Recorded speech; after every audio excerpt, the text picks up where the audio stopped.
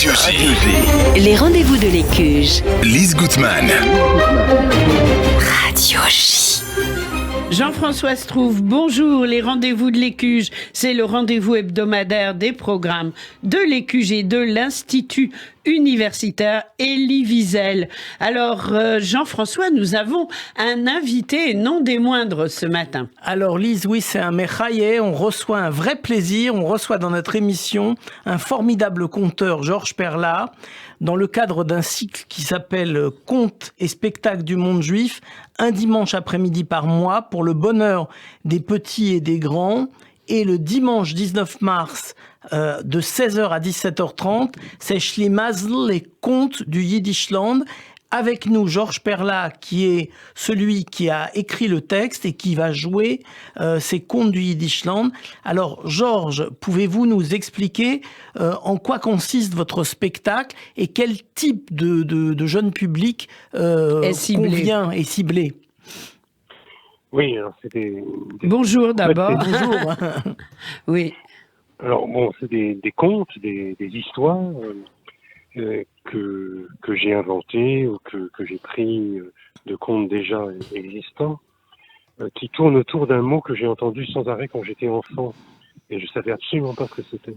Et en plus, ma mère le prononçait mal, parce que j'ai appris petit à petit que ma mère ne parlait pas le yiddish comme langue maternelle. Mon père qui venait de Pologne. Et elle venait de Hongrie. Enfin, c'est un peu compliqué à expliquer exactement d'où elle venait. Parce que maintenant, c'est en Ukraine. Ah oui, bien sûr. Donc, elle disait Shlemaz. Oui, En fait, Schlimazel, oui. Shlemaz, oui, c'est comme ça qu'on dit. C'est comme ça que mon père disait. Alors, qu'est-ce qu'un Schlimazel? Shlemaz, c'est compliqué. Non, c'est facile.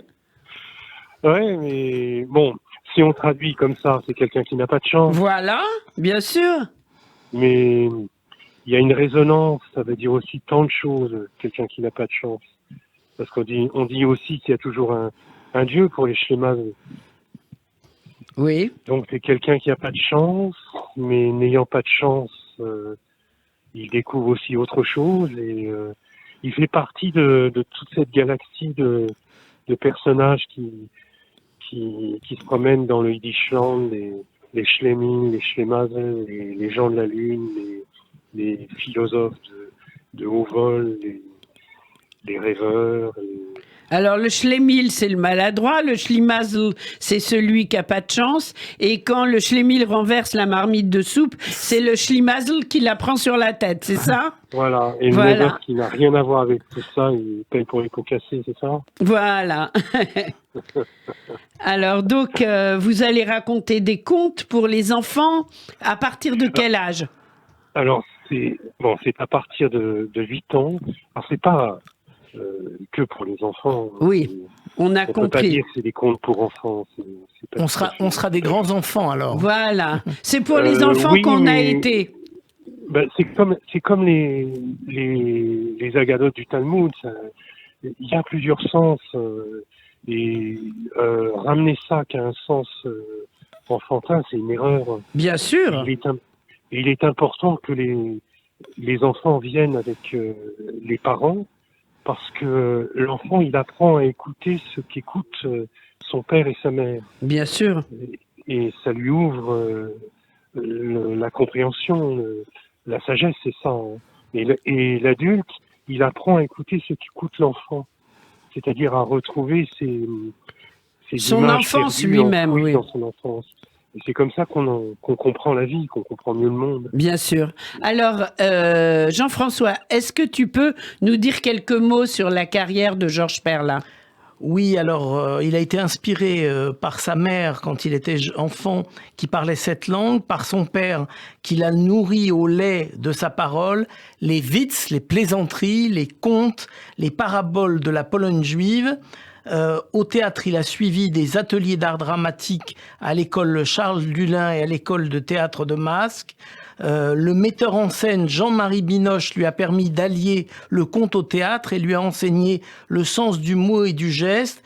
Et Yoshi Oida, comédien japonais du CICT de Peter Brook lui a enseigné ce théâtre d'apparence anodine à la magie cousue de fil blanc qui est si près du conteur traditionnel. Il a aussi découvert un théâtre riche de sens et de créativité avec les metteurs en scène comme Enrique Buenaventura, Santiago Garcia et notamment Enrique Vargas qui cultive l'art de transformer le spectateur en voyageur. Actuellement, il anime des ateliers de formation pour les éducateurs en France et travaille avec la compagnie Les Teatro de los Sentidos à Barcelone en Espagne où il continue à compter, jouer et à mettre en scène.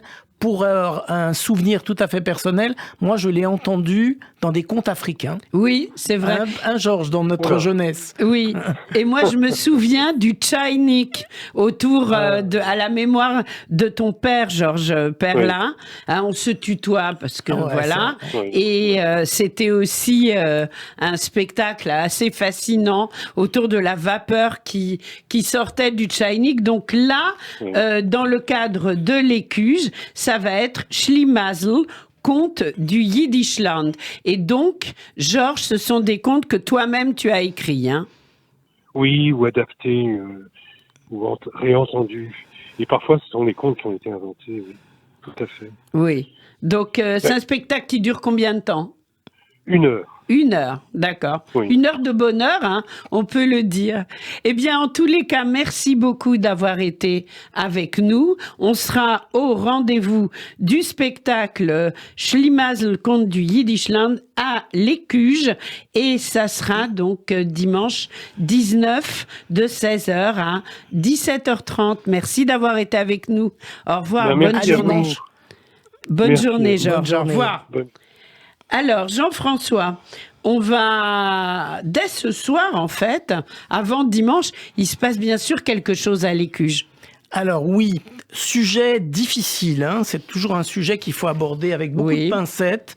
C'est le coming out, c'est un événement qui est organisé en partenariat avec l'association Betraverim et bien sûr l'Écuge. C'est comment annoncer, révéler à sa famille, à ses amis, à ses proches, à ses collègues et parfois même à son public quand on est un homme public ou une femme publique, son homosexualité, à quel moment, comment s'assumer, quelle clé de compréhension donner à ses proches, a-t-on besoin de le dire tout simplement. Et c'est donc Élise Goldfarb et Julia Layani, 2 jeunes activistes qui ont décidé de créer le podcast Coming Out qui est diffusé sur Spotify depuis 2020. Et il a pour mission de donner la parole à des personnalités LGBTQI+, afin qu'elles puissent raconter leur parcours intime et professionnel. C'est donc effectivement dès ce soir à 20h à l'Écuge. Et on est tout à fait dans quelque chose de franc et clair. La parole est libre et on aura plaisir à entendre ces toutes jeunes activistes, Élise et Julia, dès ce soir à l'Écuge à 20h. Voilà, donc ça va être une rencontre, un moment important. Alors, Pessah arrive à grands pas, Pourim est derrière nous. La campagne des paniers de Pessah, ça c'est très important. Alors là, il s'agit d'aider 1200 familles, Lise. 1200. Chaque année, on aide 1200 familles. Suivant la composition des familles, on est autour de 3000 personnes parce qu'il y a aussi des personnes seules dans ces familles. Et puis, il y a des familles avec beaucoup d'enfants. Et ces 3000 personnes ne reçoivent pas un panier. On appelle ça les paniers de Pessah. Parce qu'autrefois, c'était des vrais paniers. Oui. Là, ce sont des bons d'achat. Ce qui est très bien. Et les personnes vont dans des supérettes cachères.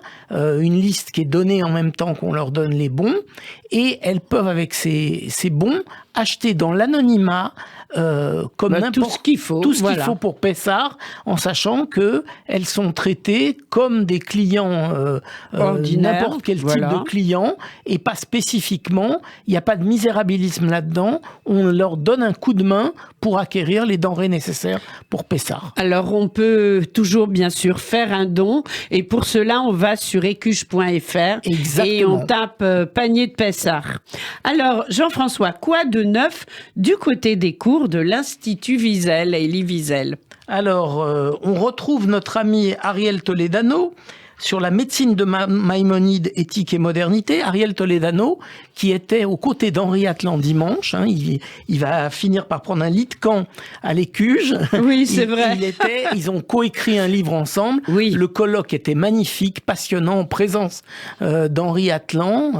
Et il y avait, je ne vous le cache pas, un dialogue assez incroyable, parce que Henri Atlan, assis dans la salle, quand Ariel disait quelque chose avec lequel il avait déjà débattu, il demandait le micro pour pouvoir répliquer à ce que disait Ariel Toledano. Donc c'est assez extraordinaire, c'est toute le livre à la médecine de Maïmonide est juste remarquable. Juste Je l'ai remarquable. lu, c'est une merveille. Et puis c'est intéressant parce qu'on découvre le lien entre médecine et tradition juive. Mais bien sûr. C'est ça, et ce mélange aussi entre la tradition juive et la tradition musulmane qui ont très bien cohabité, c'est une belle incitation aussi. Oui, et puis aussi la médecine de Maïmonide était beaucoup axée sur la médecine préventive. On a l'impression qu'on a découvert ça aujourd'hui, pas du tout. C'est exact. C'était déjà comme cela à l'époque. Quand aura lieu le prochain lundi de Wiesel, Jean-François? Alors, le prochain lundi de Wiesel, c'est Guido Fourcy, le lundi 20 mars à 19h, comme d'habitude, avec la possibilité de replay ou de voir en ligne. De toute façon, c'est sur Zoom. Donc, ça s'appelle relire la pastorale américaine et la tâche aujourd'hui. Donc, peut-on penser les corps indépendamment du corps social? Peut-on interroger l'identité, le conditionnement culturel et l'affirmation de soi sans tenir compte du fait que ces notions signifient aussi de la place que l'on décide de leur accorder dans nos vies respectives? Y a-t-il un rapport de complémentarité entre dissociation et répétition? Autrement dit, peut-on thématiser la différence? Donc ça, c'est des questions qui traversent la production littéraire de Philippe Roth. Dans cette rencontre, elles seront abordées au prisme de la place qu'elles occupent dans la pastorale américaine et dans l'attache, 2 ouvrages, l'un de 99, l'autre de 2002, 2 romans clés du cycle de Zuckerman, et c'est Guido Fourcy, un enseignant brillant et très jeune, qui va traiter ça en conférence ce lundi 20 mars. Alors ce sera en présence et en Zoom aussi? Non, qu'en Zoom. Ah, les lundis de Wiesel, uniquement en Zoom, oui. D'accord. Donc on peut le Donc vraiment voir. accessible à tout le monde. Tout le public. Et ça, c'est vraiment important de le rappeler. Jean-François, pour avoir le programme, on va sur quel site? Écuge.fr, ECUJE.fr. On appelle quel numéro? Le 01 53 20 52 52. Et puis une adresse, 119 rue Lafayette, Paris 10e, à côté de la gare du Nord. Voilà, on connaît l'adresse et on y court. Merci d'avoir été avec nous. On se retrouve la semaine prochaine, même heure, même studio. Mais avec un immense plaisir, Lise. Au revoir. Au revoir.